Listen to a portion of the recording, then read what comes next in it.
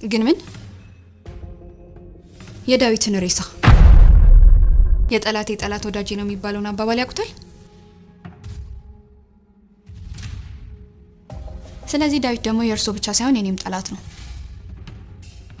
እና ማብረን ሆነን ጠላታችንን ከእግራችን ስር እናደርገው ነው የሚሉት። ላንቺ ምን በረከት ጉልበት የለም። ልቤ ነው እንድሸነፍ ያደረገ ልጁ የዴባ አይመስለኝም። አንቺን ሆኖ ደግሞ እንዲኖር አልፈልግም። ራሴም ላይ ጥርጣሬ ይኖረኛል። እኔ እማዬ ጎዳና ወጣች። በቃ የሚያሸልም ነገር ያደረግሽ መሰለሽ እንዴ? ራስን እንደ ጻድቅ ነው የምታስበው ዴቭ?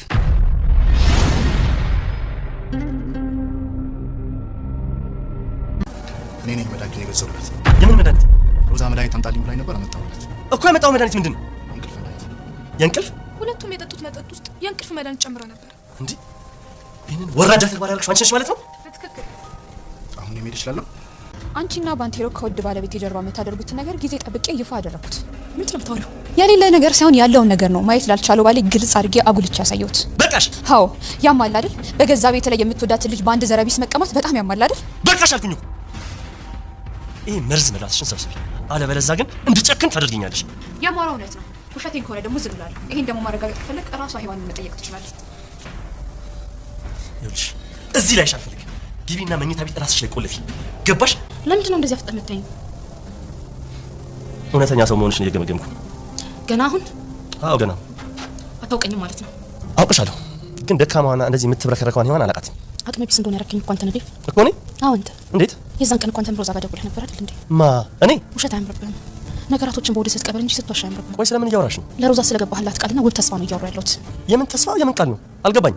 ከፊልድ ስትመለስ ልጃችሁን በተስፋ እንደምታሳድጉና ያለፈውን ስህተቶችን በሙሉ ይቅር እንደምትላት እንደነገርካት ነገረችኝ። እና ይሄን ስሰማ አበድኩኝ። ማድረገውን ነገር ሁሉ አላውቅም ነበር። እንኳን ችኮት የለሽም እንዴ? ሌባ ስለሆንሽ ነው የደነገጥሽው። እኔ ነው ሌባ የምትይኝ? አዎ መጀመሪያ ፍቅሬን ነጠቅሽኝ፣ ከዛ ትዳሬን፣ አሁን ደግሞ ቤቴ ጓዳ ያማረሽ። ምን አይነት ግን ያልታገሽ ሰው ነሽ? እንዴት? ሲጀመር መጀመሪያም ዴቭ አንቺ አልነበረ፣ ሲቀጥል ደግሞ አድሎሽ ነበር። ዴቭ ማለት ብታቂ የሰው እንቁ የሰው ወርቅ ማለት ነው። ግን ምን ያደርጋል ሁሉ አማራሽን ገበያ አታውጪው ማለት ነሽ። እንደዚህ የምትናገሪ?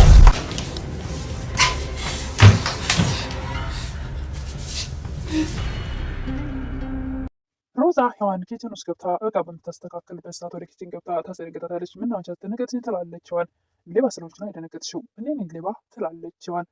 አዎ መጀመሪያ ፍቅሬን ነጠቅሽኝ፣ አሁን ደግሞ ትዳሬን ቤቴን ልትነጥቂኝ አማረሽ ትላለች ሮዛ። ሔዋንም ምን ያልታደልሽ ሰው ነሽ? ሲጀምር ደም መጀመሪያም ያንቺ አልነበረም፣ ሲቀጥል ደግሞ አድሎሽ ነበር።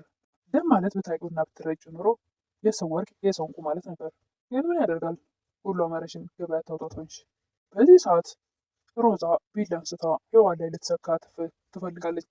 ሔዋንም እንደምንም ታግላ ቢላውን ቀምታ እራሷን ታድናለች። በስተመጨረሻም እሷ እራሷን ለማስፈራራትም ትሞክራለች። ሰላም ጤና ይስጥልኝ ውድና የተከበራችሁ በመላው ዓለም ያላችሁ ኢትዮጵያውያን የተወዳጆች ናችሁ። እግዚአብሔር ይመስገን ደህና ነኝ። ባለው ሙሽራ ይዞባት የመጣው ሚስት ወይም ደግሞ ትንሿ ሙሽራ ክፍል 42ን አብረን እናያለን። የባለፈው ክፍል ሔዋን በሮዛ የሐሰት ክስ የደብር ቤት ለቃ ለመሄድ ሻንጣዋን ልብሶቿን ጠቅልላ ስትወጣ አንድ ጥያቄ ልጠይቅህ፣ ለመጨረሻ ጊዜ አንዴ ታቅፈኛለህ በምትልበት ሰዓት ሉሊት 1000 ዓመት እንድትጠቃቀፉ ትችላላችሁ በማለት ከአንድ ልጅ ጋር ወደ ቤት ትገባለች። ደቡብ ልጁን ሲያዩ ደግሞ የማን ጎረምሳ ይዘሽ መጣ ይችላል፣ እኔ ስለሱ ከምናገር ራሱን ቢያስታውቅ ይሻላል ትላለች ሉሊት። ልጁም እኔ ነኝ መድኃኒቱን የገዛሁላት ይላል። የምን መድኃኒት ነው ይላል ደብ። ሮዛ መድኃኒት አንጣልኝ ብላኝ ነበር አመጣሁ። የምን መድኃኒት ነው ብሎ አሁንም ደብ ይጮሃል። የእንቅልፍ መድኃኒት ይላል ልጁ። ምን የእንቅልፍ ይላል ደብ። ሁለቱም የሚጠጡት መጠጥ ውስጥ የእንቅልፍ መድኃኒት ጨምራ ነበር ትላለች ሉሊት። እንደዚህ አይነት ወራዳ ተግባር ያደረግሽው አንቺ ነሽ ይላል ደብ። በትክክል ትላለች ሉሊት። እኔ መሄድ እችላለሁ ይላል ልጁም። መሄድ ትችላለህ፣ ድጋሚ ግን ላይ አልፈልግም ይላል ደብ። ደብ አሁንም ሮዛን አንቺ ነሽ ይህን ሁሉ አስቀያሚ ነገር ያደረግሽው ይላል። ምንም ያደረኩት ነገር የለም፣ ደግሞ ባደርገውም አልጸጸትም። የሚያስችልም ነገር ያደረግሽ መሰለሽ ይላል ደብ። እና በዚህ ተግባርሽ እኮራበታለሁ እያልሽ ነው ትላለች ሔዋን። አንቺና ባንቴሮ ከውዱ ባለቤት የጀርባ የምታደርጉትን እያንዳንዱ ነገር የሌለውን ነገር ሳይሆን ያለውን ነገር ግልጽ አድርጌ ለውዱ ባለቤት ማሳየት የቻልኩት። ደብን በቃሽ ብሎ ይጮሃል። ያም አለ አይደል እንዴ በአንድ ዘረቢስ ምክንያት የምትወዳት ልጅ መቀማት እንደዚህ ያንገባግባል አይደል እያለች ትቀልድ ነበር። ይህን መርዝ ምላስን ሰብስቢልኝ አለበለዚያ እገልሻለሁ ይላል ደብ። የማወራው እውነት ነው። ደብም ሂጂና መኝታ ቤትሽ ቆልፈሽ ተቀመጭ፣ እኔ ሳልፈቅድልሽ በጭራሽ ከዛ መኝታ ቤት እንዳትወጪ ይላል። ሉሊትም ተከትላት ገብታ ሶፋ ላይ ቁጭ ትላለች። እንዴት ነው እባክሽ የተቀመጥሽው ትላለች ሮዛ። እንደምታይ ነዋ እኮ ለእኔ መልስ ትመልስልኝ ትላለች ሮዛ። በቃ ምን ያስፈራኛል። ዝም ስልሽ እንደዚህ ጨመርሽ አይደለ ትላለች። በአንቺ ተንኮልና ሴራ የማወርቅ የትናንቷ ደጋ ካሉት አይደለሁም። ሜላንቺ ሰው የተባለ ሁሉ ሰው እንዳልሆነ ተረድቻለሁ ትላለች ሉሊት። እኮ ባደረግሽው ነገር አልተጸጸሽም ማለት ነው ትላለች ሮዛ። እኔ አልሰራኩኝ አሏሸው ለምንድን ነው የምጸጸተው ትላለች ሉሊት። ራስሽን ለጦርነት አዘጋጅተሻል ማለት ነው ትላለች ሮዛ። አንቺ እስካለች ድረስ መቼም ሰላም አይሆን ትላለች ሉሊት። ስለዚህ እኔ እስካለሁ ድረስ ሁልጊዜም ጦርነት ውስጥ መሆንሽን ራስሽን አሳምነሻል ማለት ነው ትላለች ሮዛ። ሁሌም ጦርነት ውስጥ እንዳለው ነው የሚሰማኝ ትላለች ሉሊት።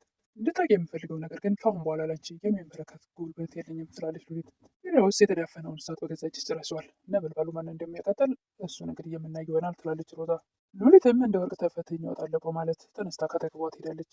ሮዛም እንደዚህ የማንም መቀለጃ ልሆን እያለች ትበሳጭ ነበር። ሔዋን ደብል ለምንድን ነው እንደዚህ አፍጠህ የምታይኝ ትል ነበረ።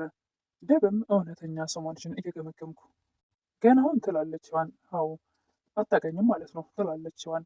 አውቅሻለሁ ግን እንደዚህ ደካማና የምትብረከረክ ሔዋንን አላውቃትም ይላል ደብ። ሚስ እንደሆነ ያደረግኝ አንተ ነህ ትላለች ሔዋን። የዛን ቀን ማታ እኮ አንተም ለሮዛ ደውለህ ነበር አይደል ትላለች። እኔ ኧረ በጭራሽ ይላል ደብ። እባክህ ውሸት አያምርብህም ትል ነበር ሔዋን። ነገራቶችን በሆድህ ስትቀብር ነው እንጂ እንደዚህ ስትዋሽ አያምርብህም ትላለች ሔዋን። ለሮዛ የገባህላት ውብና ማራኪ የሆነ ተስፋ ትላለች። የምን ተስፋ የምን ቃል ነው ይላል ደብ። አቤል ስትመለስ ልጃችሁን አብራችሁ እንደምታሳድጉና ያንን ሁሉ ይቅር እንደምትላት ነገረችኝ እና በዚህን ሰዓት እኔ ራሴን አላቅም ነበር ትላለች ሔዋን። የራሴ ውስጤ ደብ በቃ ከዚህ በኋላ አንቺን አይፈልግሽም አንቀሮ ተፍሶሻል እያለ በህሊና ይመላለስ ነበር። በዚህን ሰዓት ራሴ ያበርኩኝ ምን እንደማደርግም አላቅም ነበር። እሱን ለመርሳት ስል ጠጣሁ ትላለች ሔዋን። እና እኔን ራሳሽን ከጻ ይላል ደብ። እኔ እንዳንተ ጨካኝ አይደለሁም አንተ እኮ ደጋግመህ ልቤን ሰብረሃል ትላለች ነበር ሔዋን። ደብም ወይ ትንሽ ጊዜ መታገስ ያቅትሻል ይላል። ሔዋንም በፍጹም እኔ ያንተን ገላ ከማንም ጋር ሼር ማድረግ አልፈልግም። ደብ አንድ ጥያቄ ልጠይቅሽ ይላል። ምንድን ነው እሱ ትላለች ሔዋን። ከባንቴሮ ጋር ፍቅር ይዞሻል? ሔዋንም ትደነግጣለች። ሉሊትም ያደረግኩትን አውቃለሁ፣ ከማን ጋር እንደተጋጨ አውቃለሁ። ታዲያ ምን ማድረግ አለብኝ? የሔዋንና የደብን ልብ አንዳች ውብ የሆነ ስሜት አስተሳስሮታል። ደግሞ ለዛ ነው ከዓመታት በኋላ እንኳን ተገናኝተው ልባቸው የሚመታው ትላለች ሉሊት። ይህን ምታታዊ ስሜት የሚቆራረጥ እጅ መቆራረጥ አለበት። ይህንን የማመክንበት የተሰጠኝን እድል በፍጹም ልተው አልችልም። ድጋሚ ይሄ ነገር ቢፈጠርም ድጋሚ አመክነዋለሁ ትል ነበር ሉሊት። ምክንያቱም ደብ ካደረገልኝ ነገር አንጻር ይሄም ለኔ ያደረግኩት ነገር ምንም ነው ትላለች ሉሊት። ደብም ሮዛ ሆን ብላ ነው ይሄን ነገር ያቀደችው ይላል። ምን የምንቅር ነው ትላለች ሔዋን።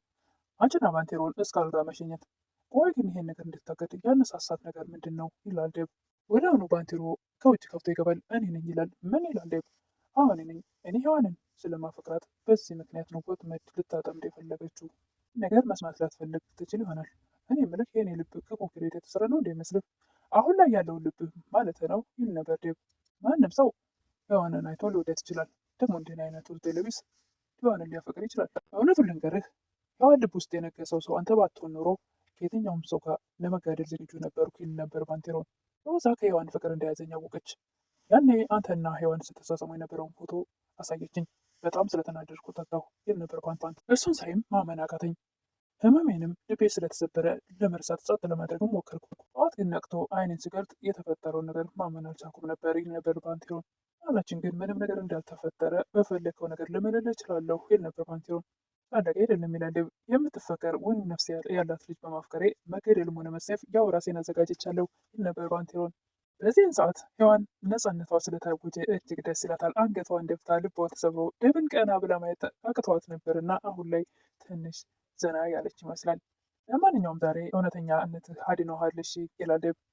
የሉሊት እናትም ደውለው ሉሊት አባቴ አሁንም ሀሳቡን አልቀየረም ትላለች። አልቀየረም እሱ እኮ ቀየውን መልቀቅ አይፈልግም ይላሉ የሉሊት እናት።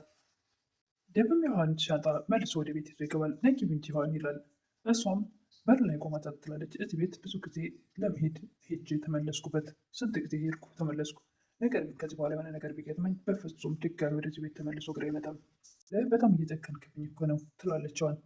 ኧረ በእናትሽ እኔም እየጨከንኩብሽ ይላል ደብ። ታውቃለህ እንደምወድህ አይደል ትላለች። እኔም እኮ በጣም ነው የምወድሽ ሔዋኔ ይል ነበር ደብ። ሔዋንም ያንተ ፍቅር እኮ ልቆጣጠር ከምችለው በላይ መንፈስ ሆነብኝ። ሔዋንና ደብም በልቤ ንገስበት እየተባባሉ ፍቅራቸውን ሊገልጹ ሲሞክሩ የፍቅር መቀሷ ሮዛ ቀናተኛዋ ትመጣለች። ሉሊት ደብን እስካሁን ትቀይመኛል እንዴት ትላለች። ለሔዋን ስትይ እንዳደረግሽው አውቃለሁ፣ ግን ደግሞ ሰው ለማገዝ ስትይ ራስሽን መጉዳት የለብሽም። ሱስ በጣም ከባድ ነገር ነው። ያን ደግሞ ጎጂ ነገር ቀምሰሽ አይደል ለማረጋገጥ ያለብሽ። እዚህ ሱስ ውስጥ የገቡ ሰዎች እኮ ለመውጣት በጣም ይቸገራሉ። ብልህ ሰው ከሰው ይማራል። ሞኝ ደግሞ በራሱ። እሺ ይቅርታ ወንድሜ ትላለች ሉሊት። አልተቀየምኩሽም። ልብሽ ምን ያክል ንጹህ እንደሆነ ከኔ በላይ የሚያውቅ ሰው የለም ይል ነበር ጅብ። ሉሊትም ወንድሜ እናቴ ደውላልኝ ነበር፣ በሀሳባችን ተስማምተዋል። ደምም ወዴት ሊመጡ ነው ይላል። አሁን በትንሽ ቀናት ውስጥ ለመምጣት ዝግጁ ሆነዋል ትል ነበር ሉሊት። ሮዛን በር ላይ ተለጥፋ ታዳምጥ ነበርና ወይኔ እናቴ ጎዳና ልትወጣ ነው ትል ነበረ። ሮዛም አቶ መሰለ ለሚባል ለሉሊት ቤተሰቦች ጠላት የሆነ ሰው ትደውላለች። የአቶ ዳዊት ባለቤት ነኝ፣ በማያገባው ጥልቅ የሚል ደረቅ ሰው ነው ባለቤት ትለን ነበር። እርስዎም በደንብ አውቃለሁ፣ የጠላቴ ጠላት ወዳጅ ነው የሚባል ያውቃሉ ትል ነበር። ስለዚህ ዳዊት ደግሞ የእርስዎ ብቻ ሳይሆን የኔም ጠላት ነው። ስለዚህ አብረን እንስራ እያልኩት ነው። እኔ ከአብረው ከሆኑ የሚፈልጉትን ነገር በቀላሉ ያገኛሉ ትል ነበር ሮዛ። ሰውየውም ግን ምንድን ነው የምትፈልገው ያላት ይመስላል። የዳዊትን ሬሳ ትላለች ጨካኝ ሮዛ። ባንቴሮ ለሔዋን የማን እንደሆነ ባልታወቀ ጽንስ ደምን እየተጠቀመችበት ነው ሮዛ። እንዴት አወቅ ጽንሱ የሱ እንዳልሆነ ትላለች ሔዋን። ራሷ ናት የነገረችኝ። ድጋሜ ቆሜ እንደማልሄድ ስላሰበች ዋጋ እንዳረገዘች ነግራኛለች። ግን ደግሞ እሷም ራሷ ከማን እንዳረገዘች እርግጠኛ አይደለችም። ያኔ ድጋሜ ቆሜ እሄዳለሁ ብላ ስላላሰበች ሁልጊዜ እንደዛው ተሰብሬ የሚቀር መስሏት። ባንቴሮም ደም ማወቅ አለበት ይላል።